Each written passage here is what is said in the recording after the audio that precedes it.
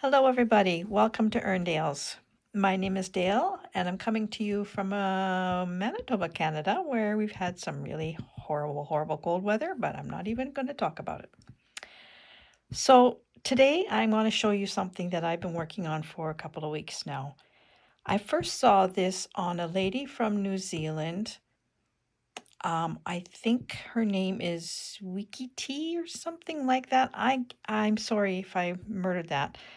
I'm going to put the link to the video that she has of this in the description below. So go and have a look at it. They're called pocket altars. She called hers a pocket altar of inspiration. And when she showed this, I had a vision of something that I wanted to do. So the reason that I wanted to do it was because of what's in this little bag here. 20 years ago, or thereabouts, one of my dear friends gave me this little bag, and in it is a stone. Beautiful stone. And I don't know, I think that the light is going to wreck it, but on it is carved the word believe. Now, I was given that because I was going through breast cancer. And the person who gave it to me had also been through breast cancer, not once, but twice. And she was my very dear friend. And she gave this to me and she said, carry it with you always. And I have. From that day on, I have always had this near me. If I go out, it's in my purse. Wherever I am in my house, I usually put it in my pocket. And it's always with me. And so far, I have survived breast cancer and uterine cancer. So I'm not going to about to put this anywhere other than where it's always been. And when I saw that, what did I call it? Pocket altar, I knew I wanted to make one for this. So that's what I've been doing.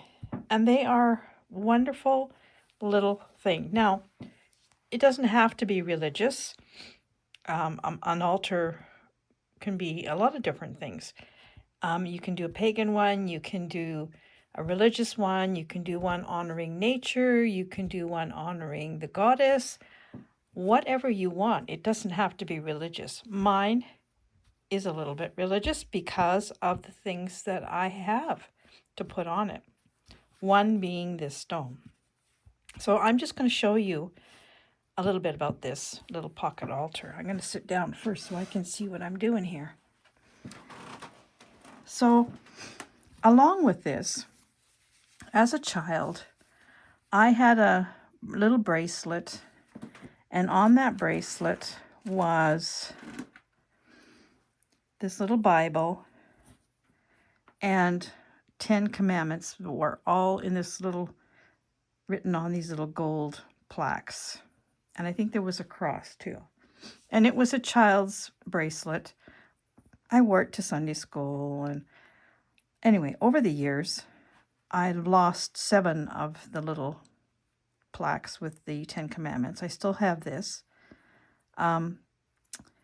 And so I had those things that I wanted to put into something like this. And then I had an old crucifix that I used to wear years ago. It just doesn't seem to want, it's silver, obviously, and it tarnishes terribly. And Gary bought me a new one that has some stones in it, so I wear that one. But this one I've always kept, so I thought I have that as well. So this is how this pocket altar works.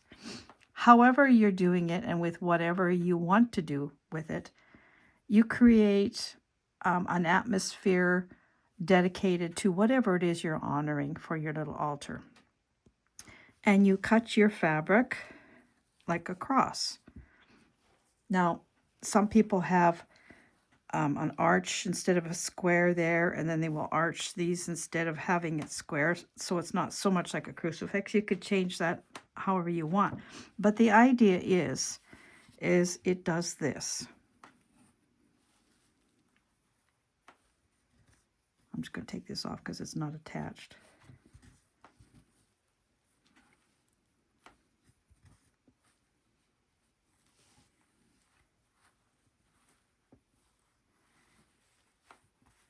And of course, this will all be covered as well. And so you end up with a tiny little bundle that you can put in your purse. You can put it in your pocket. Now, mine is a little on the big size for a pocket. I would be putting mine in a purse. But that is the idea of it. And now I'm stuck here.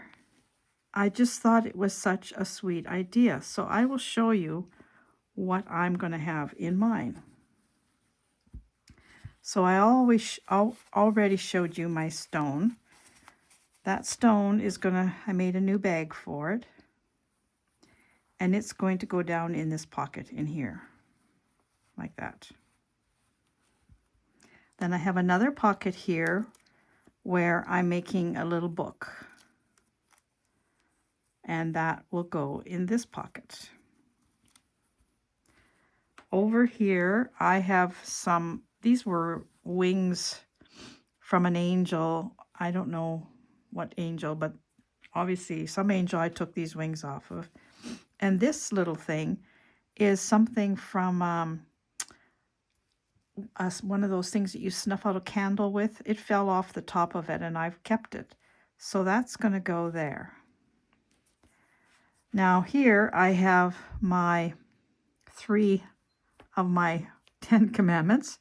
I have the little cross, and underneath here I drew a picture of Jesus.